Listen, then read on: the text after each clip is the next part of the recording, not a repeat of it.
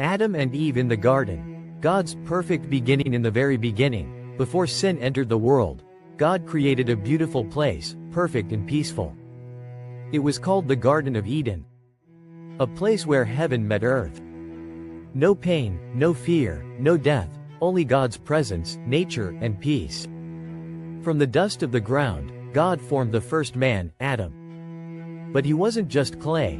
God breathed life into him, and Adam became a living soul. God placed Adam in the garden, not to sit idly, but to work, name the animals, and care for it. Every tree in the garden was beautiful and full of fruit. But in the center stood two special trees. God told Adam, "You can eat from any tree, but not this one, the tree of knowledge. If you eat it, you will surely die." Adam had everything: food, beauty, even the animals, but something was missing.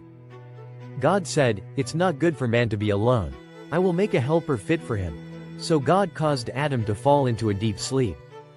He took one of Adam's ribs and formed a woman. When Adam awoke and saw her, he was overjoyed.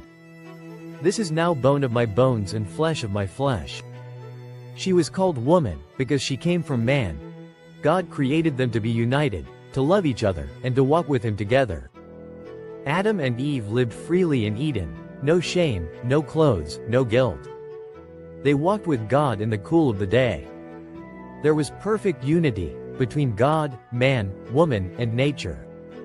There was no fear, only trust. They were made in the image of God, made for relationship, for purpose, for joy. This beautiful beginning also gives us the first picture of marriage.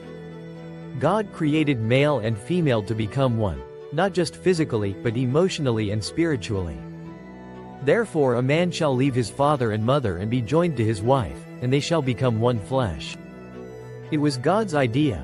Marriage wasn't invented by culture or law, it came straight from the Creator.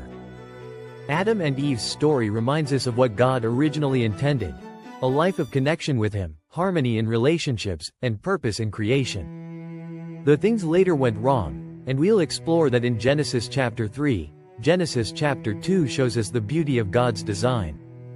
No matter how broken the world may feel now, we can still find restoration, love, and hope when we return to the one who created us. Adam and Eve, Garden of Eden, creation of woman, Genesis chapter 2 explained, Bible love story, beginning of marriage, God's perfect design, Old Testament stories.